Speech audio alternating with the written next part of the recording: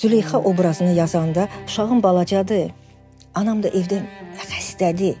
Elə bir vəziyyətdəyəm ki, bir saatlıq evdən bayıra çıxa bilmirəm.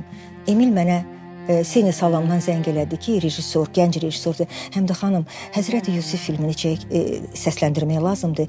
Hamı məsləhət gördü ki, siz Züleyxanı yazasınız. Çünki o sizə oxşayır ya da siz onu oxşayırsınız. Mən də indi istəyirəm deyim ki, deyirəm nə qədər, neçə seriyadır? Deyir 45. Dedim nə? Yox, demək istəyirəm ağzımdan çıxır hə. Qəribə bir şeydir. Mən qəlbimlə deyirəm yox, ağzımdan çıxır hə.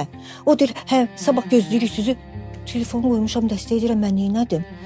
Sonra getdim mən onu görəndə, dedim, bu qız mənə necə oxşayır. Səsləndirmədən sonra oyla telefon vasitəsilə calaşdırdılar, o mənə öz təşəkkürünü bildirdi. Türkiyədə də səsləndirilib bu film, ərəb ölkələrində, amma heç yerdə ən çox uyğunluğu Azərbaycandakı kimi, yəni bütün aktyorlar mükəmməl səsləndirmişdi. Züleyxa obrazını mən yazarkən, həqiqətən də mən o obraza, o insana, o ilahi varlığa, necə ki sonra ilahi varlığa çevrildi, o Allahın yolunu seçdi.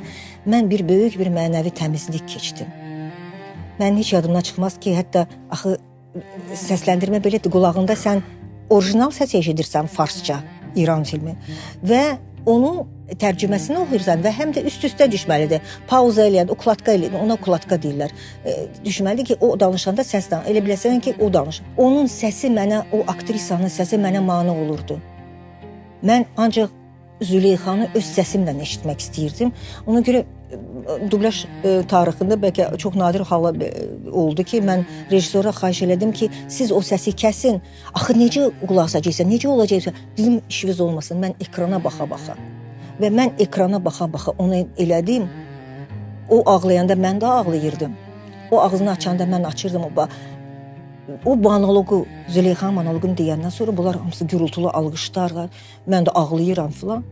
Rejissor gəldi, həm də xanım, o knopkanı basmadıq, hamısı pozuldu.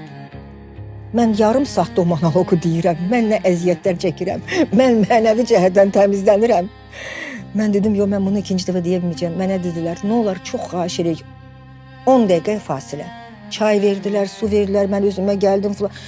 Yenə də o vəziyyətə getmək üçün, yenə sən onun yaşadığını gözlərindən görüb, onu təzədən yaşamalısan, o ağlayırsa ağlamalısan, onun dediyi fikrə, özü və onun fikri sənə çatmalıdır beynivə ki, sən onu ürəkdən deyəsən və onu mən təzədən deməliyim. Bir növü onun ovqatının səsi ilə. Bəli, onun obrazını, o ruhunu, hər bütün əzasına qədər onun səsində səsləndirməlisən.